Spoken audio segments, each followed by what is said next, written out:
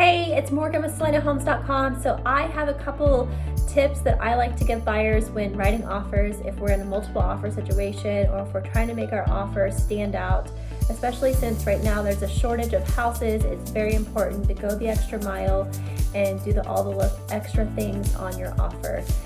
So the first thing is definitely have a pre-approval letter ready to go to submit with your offer. The next thing is I like to try to find out, does the seller have a specific closing date or possession date that they're trying to go after? And then I talk to my buyer and we try to make that work.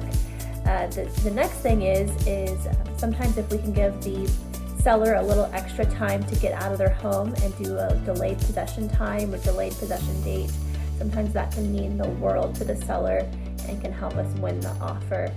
Sometimes that can mean a seller doesn't have to get a swing loan or they don't have to move in 2 hours.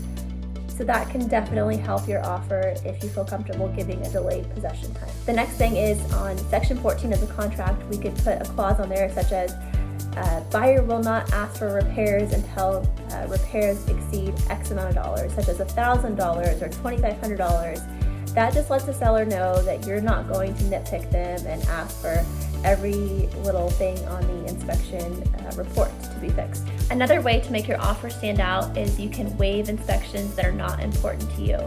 And we can talk about that when we're writing the offer, but there is several different inspections that we can request. And if something is not important to you, we can go ahead and just waive it from the get-go if you do not plan on doing that inspection. And the last thing that you could do is you could write a letter to the seller and let them know how much you love their home.